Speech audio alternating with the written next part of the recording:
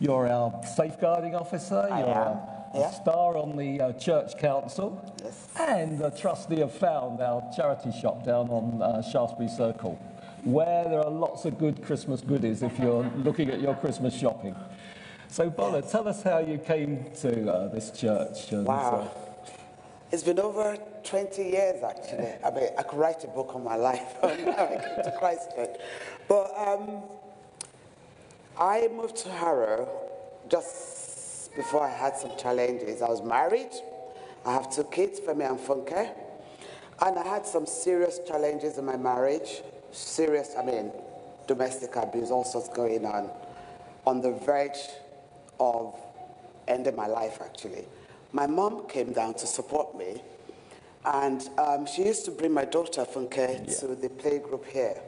I come from a Muslim background, actually. We're all Muslims in my family.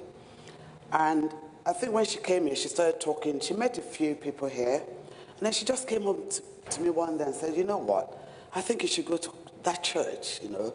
There's some nice people there. I'd been to a few churches before in my struggle, actually, just trying to find support, but I was never welcomed. You know, when you walk into a church and you just feel like it's not a place for you to be. I walked into Christ Church the first time, and I really, really felt welcomed. I met some wonderful people.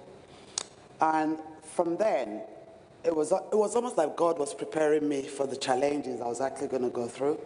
Because to be honest, if not for Christ Church, I'm not sure where I would have been today. That really built and made me. So I started coming to church. I met some good people. They invited me to services. Here I came. I felt very welcomed. I mean, and of course I was struggling with my religion because I was a Muslim and I was coming to church. But when I came to church, I felt the peace and love. And it was almost like what I needed.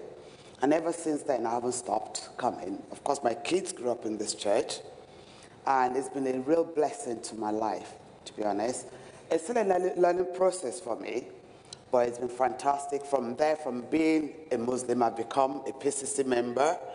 I was the first one to be baptized, actually, in the pool. In the new pool? Yes. So honestly, it's almost like, I don't know, I don't even know what to say. I just feel so blessed to be here.